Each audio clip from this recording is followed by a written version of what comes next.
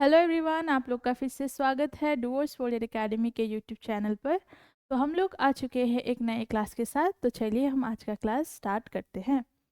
तो आज का पैसेज है, सांप एक ऐसे जानवरों के समूह से संबंध रखते हैं जिन्हें सरीसृप रेप्टाइल्स कहा जाता है। तो आज हम पढ़ने वाले हैं सरीसृप, सांप के बारे में। तो यहाँ पे जो समूह समूह मतलब जो प्राणी यह पक्षी झुंड में रहते हैं, तो झुंड को समूह कहते हैं, समुदाय, उसको हम समूह कहते हैं।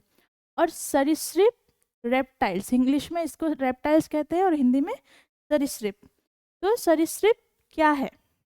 तो सरीसृप एक ऐसा प्राणी है जिनकी त्वचा शुष्क और पपड़ीदार होती है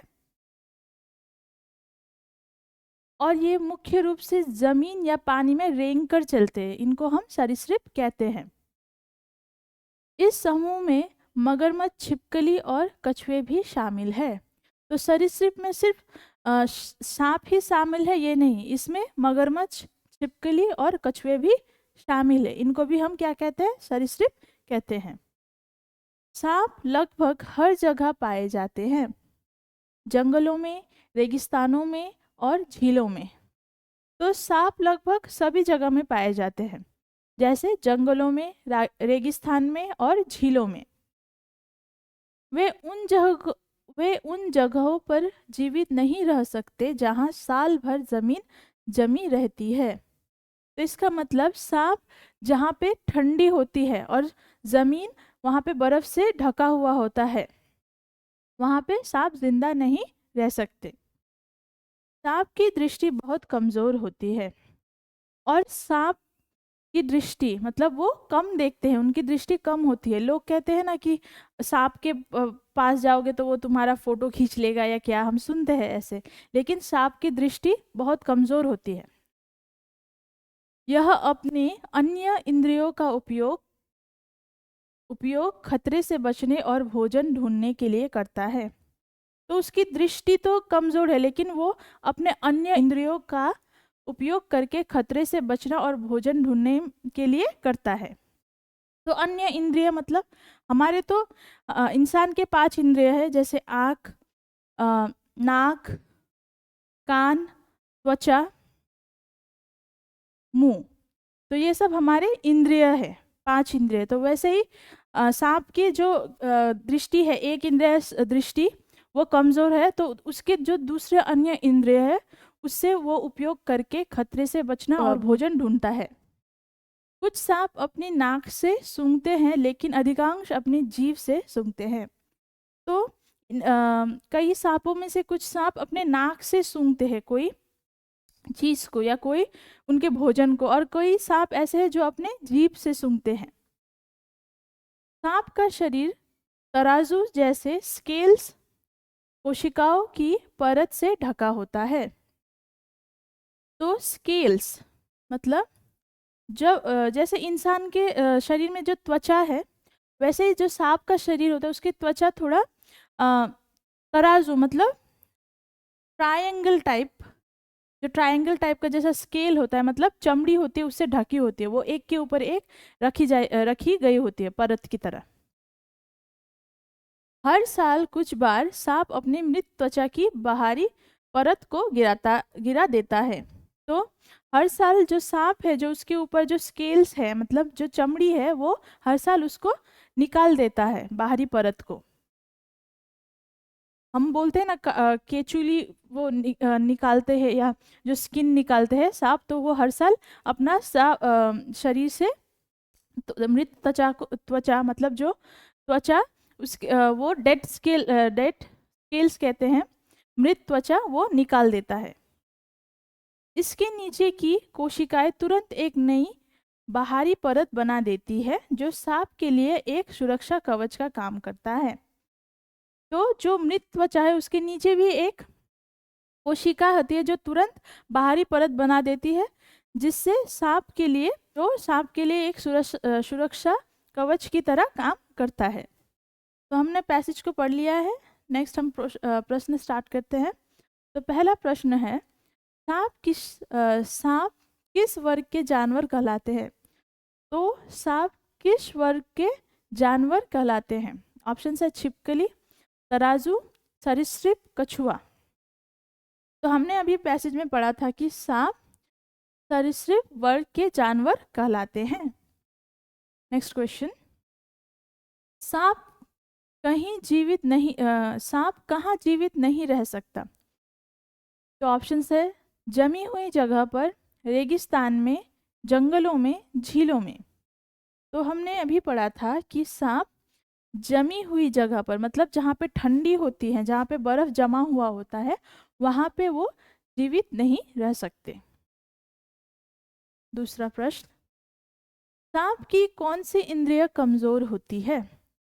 तो सांप की कौन सी इंद्रिय कमजोर होती है?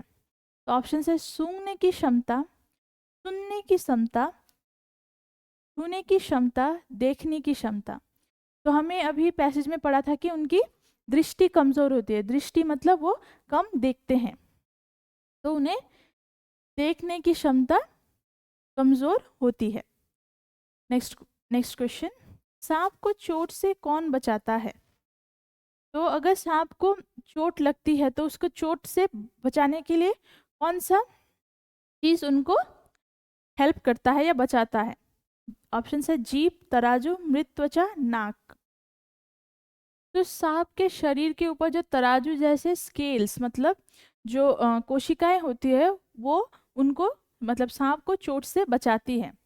तो सांप को चोट से तराजू बचाता है। Option number B. Next question, जीवित बचना का क्या अर्थ है? तो जीवित बचना जो शब्द है, इसका अर्थ क्या है? जीना, चलना, भागना, संबंधित होना। तो जीवित रहना मतलब जीना, तो जीवित बचना मतलब इसका अर्थ हो जाएगा ऑप्शन नंबर ए, जीना। तो हमने सब क्वेश्चंस सॉल्व कर लिए हैं। हम नेक्स्ट देखते हैं यहाँ पैसेज में से और क्या क्या प्रश्न बन सकते हैं।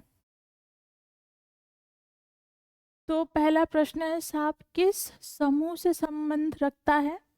तो इसका आंसर हो जाएगा सांप एक ऐसे जानवर है, जानवरों के समूह से संबंध रखते हैं जिन्हें सरीसृप कहा जाता है। तो जो सरीसृप है उनमें और क्या क्या शामिल है, और क्या क्या प्राणी शामिल है? तो इस समूह में मगरमच्छ, छिपकली और कछुए भी शामिल है। तो सरीसृप प्रजाति में सिर्फ सांप ही शामिल नहीं है, मगरमच्छ, छिपकली और कछुए भी शामिल है। नेक्स्ट क्वेश्चन, तो सांप कहाँ कहाँ पाए जाते हैं? तो इसका आंसर होगा सांप लगभग हर जगह पाए जाते हैं, जंगलों में, रेगिस्तानों में और झीलों में। नेक्स्ट प्रश्न, सांप कहाँ जीवित नहीं रह सकते? इसका आंसर हो जाएगा सांप उन जगहों पर जीवित नहीं रह सकते जहां साल भर जमीन जमी रहती है। नेक्स्ट प्रश्न, सांप की दृष्टि कैसी होती है? तो इसका आंसर हो जाएगा सांप की दृष्टि बहुत कमजोर होती है। नेक्स्ट क्वेश्चन, सांप की दृष्टि कमजोर होने के बदले वो दूसरी कौन सी चीज उपयोग करती है? तो इसका आंसर हो जाएगा यह अपने अन्य इंद्रिय का उपयोग करती है खतरे से बचने के लिए और भोजन ढूंढने के लिए। तो दृष्टि जो इंद्रिय दृष्टि है, मतलब दृष्टि का इंद्रिय दृष्टि है वो उसका कमजोर है, लेकिन वो दूसरे जो इंद्रिय है उसके पास, उससे वो खतरों से बचने के लिए और भोजन ढूंढने के लिए इस्तेमाल करती है। दूसरा प्रश्न, सांप का शरीर किससे ढका हुआ रहता है? तो इसका आंसर हो जाएगा सांप का शरीर तराजू जैसे स्केल्स, कोशिकाओं की परतों से ढका होता है।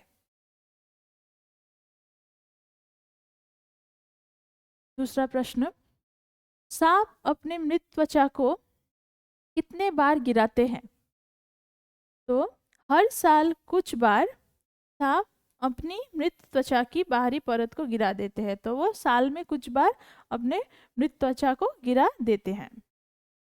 लास्ट क्वेश्चन, सांप के शरीर में जो तराजू जैसे स्केल्स होते हैं उसका काम क्या है? तो सांप के शरीर के ऊपर जो तराजू जैसे स्केल्स है या कोशिका है, वो एक सुरक्षा कवच का काम करती है। तो ये सब प्रश्न आपको पूछे जा सकते हैं, इसको अच्छे से देख लीजिए। तो आज के क्लास के लिए इतना ही। अगर आपको आज का क्लास अच्छा लगा हो तो हमारे डूअर्स वॉरियर एकेडमी के यूट्यूब चैनल को लाइक शेयर सब्सक्राइब करिएगा। और अगर आप हमसे जुड़ना चाहते हो या हमारा ऑनलाइन कोर्स परचेज करना चाहते हो तो दिए गए नंबर पे हमें कांटेक्ट करिएगा। हमारा doers warrior academy app play store में भी अवेलेबल है। तो अगर आप हमसे जुड़ते हो तो आपको यहाँ पे मिलेंगे live classes, free PDF, free mock test, recorded classes. तो अगर आप इंटरेस्टेड हो तो ज़रूर हमें कांटेक्ट करिएगा। मिलते हैं नेक्स्ट क्लास में। Thank you.